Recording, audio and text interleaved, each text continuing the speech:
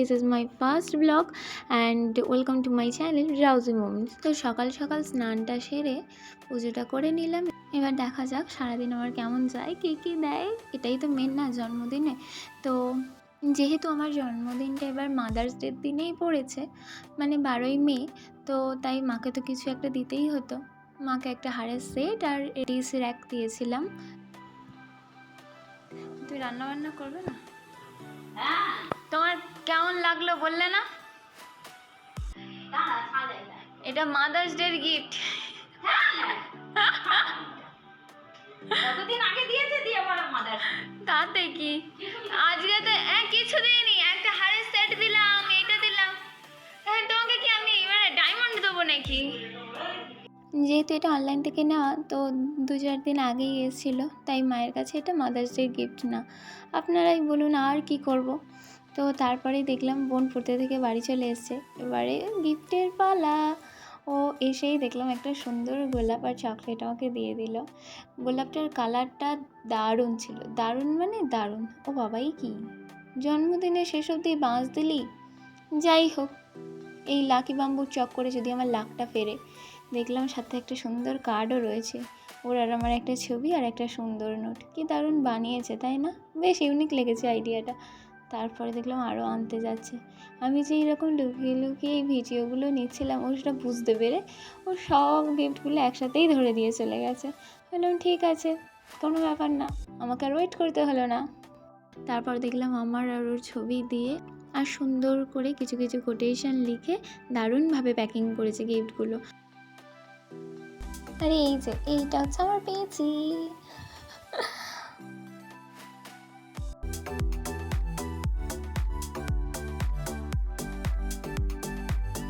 তো গিফটগুলো হাতে পাওয়ার পরেই হামলে পড়েছি গিফটগুলোর ভিতরে কী আছে দেখার জন্য।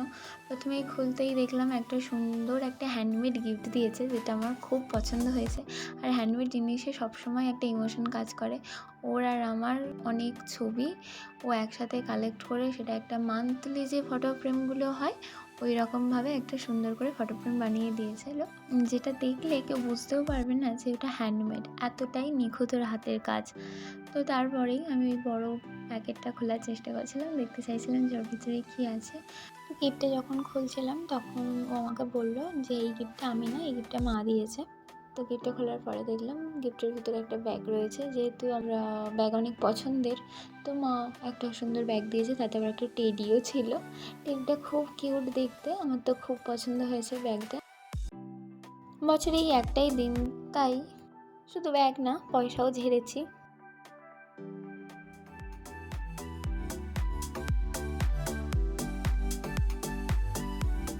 তো এত গিফট দেওয়ার পরেও আমি ওকে কন্টিনিউ জ্বালাচ্ছিলাম যে আর কিছু নেই, আর কিছু দিবি না, এই কটা, এই রকম। তো ও বলছিল যে তোর আর কি চাই, আমি বললাম আরও অনেক কিছু। তো যাই হোক, গিফটগুলো খুলছিলাম, এই গিফটটাতে যে কত টেপ দিয়েছিল, আটকেই গেছিলো একেবারে, মানে আমি টেনে টেনে টেনে টেনে ছাড়িয়েছি। আর আমার একটা প্রবলেম হচ্ছে কি, যে কেউ গিফট দিলে সেটা আমি সুন্দর করে খোলার চেষ্টা করি। তো যাই হোক, অনেক কষ্টের পরে প্যাকিংটা খুলতে পেরেছি। তারপরে দেখলাম এর ভিতরে একটা ওয়াচ রয়েছে, ড্যানিয়েল রেডক্লিফের একটা রোজ গোল্ড কালারের একটা ওয়াচ।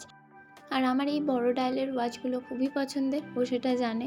যদিও হাতটা দেখুন কিরম লিগলিগে মার্কা, কিন্তু ওই যে আমি এগুলো পছন্দ করি তাই আমি এরকমই পরি, সে আমার হাত যেমনই হোক। এরপরে এই গিফটটা না খুবই সুন্দর দেখতে, মানে খুবই সুন্দর প্যাকিং হয়েছিল। কালোর উপরে আমাদের দুজনের একটা ছবি দেওয়া, আর নিচে সাদা রঙের কালি দিয়ে সুন্দর করে নোটটা লেখা ছিল। তো এই গিফটটা আমি মানে ওই জন্য বাঁচিয়ে বাঁচিয়ে রেখেছিলাম যে শেষে খুলবো। খুলে দেখি ভিতরে ছিল একটা বোটের ইয়ারবাডস। তো যাই হোক, জন্মদিন এবার ভালোই গেল, বেশ অনেক অনেক জিনিস পেয়েছি, কাজের জিনিসও পেয়েছি, শখের জিনিসও পেয়েছি, পছন্দের জিনিসও পেয়েছি। আর এই যে সেই ফটো ফ্রেমটা একদম হাতে বানানো, দেখে কি বোঝা যাচ্ছে এত সুন্দর বানিয়েছে, সিরিয়াসলি বিয়ন্ড এক্সপেকটেশন, এত সুন্দর।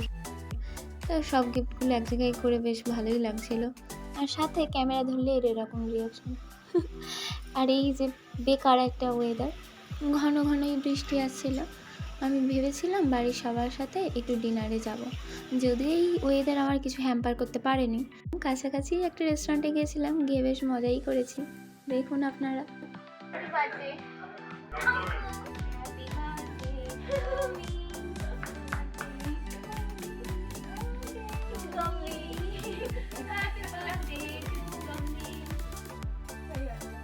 আমার বাবা মা প্রচণ্ড শাই, তাই আমি নিজে নিজেই গান করতে করতে কেক কেটে ফেললাম আর নিজে নিজেই খেয়ে ফেললাম। কারণ কাকে আগে দেবো, মাকে আগে দেবো না বাবাকে আগে দেবো না বোনকে আগে দেবো, তার থেকে নিজে খেয়ে নেওয়া ভালো, তাই না? তারপরে সবাইকে কেটে কেটে দিয়ে দিলাম, কারোর মনে কোনো দুঃখ হলো না। ওরা কি করেছে জানেন? আমার কেকে 22-এর জায়গায় 23 লিখেছিল, উল্টো পাল্টা নাম লিখেছিল। বলুন এরপরে আর কি করব? দাঁড়ান দেখাচ্ছি, এই তো আমার কেক, এই যে গামলি লিখেছে দেখুন। তাকে কি দেবে দেখ। হ্যাঁ, আমি নির্লজ্জ। লজ্জাটা আমি হসপিটালেই হারিয়ে ফেলেছিলাম, সরি নার্সিংহোমে। যাই হোক, চকলেটটা পাওয়ার পরে আবার বলছিলাম আর কি কেউ দেবে কিছু, তা দিয়ে দাও, আমি কিন্তু কালকে বাসি হয়ে যাব। তো তখন এত কিছু শোনার পরে বাবা চুপ করে থাকতে পারে নি, টাকা দিচ্ছিল। আমি তখন বোনকে বলছিলাম ঝুমকার ঝুমকার, বেশ খুশি হয়েছিলাম একটা টাকা পেয়ে। তারপর বুঝতে পারলাম এটা একটা ট্র্যাপ, পুরো রেস্টুরেন্টের বিলটা আমাকে দিতে হয়েছিল। ঠিক আছে, পরের বারে দেখে নেব।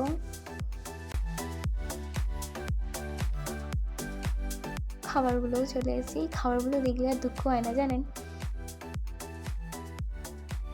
এইবার খেয়ে দিয়ে বাড়ি আসার আগে ওরা আমাকে অনেক ইনসাল্ট করেছে। এই যে ভিডিও ক্লিপ দিলাম, আপনারাই শুনে নিন। সবাই আমাকে চ্যালেঞ্জ করেছে, রানু বলেছে আমি তো ইউটিউবে মুখ দেখাবো না, কারণ তুই ইউটিউবে ভিডিওগুলো করিস আর গ্যালারিতে রেখে দিস, পোস্ট করিস না। তুমি আজকে বললে আমাকে এত বড় অপমান, আমি ইউটিউবার হই না। তো দেখলেন তো কেমন অপমানটা করেছে। আপনারা যা যা আছে একটু করে দেবেন তো, লাইক কমেন্ট শেয়ার সাবস্ক্রাইব হ্যানা ত্যানা। ততক্ষণ অবধি টাটা, আপনারা সবাই খুব ভালো থাকবেন।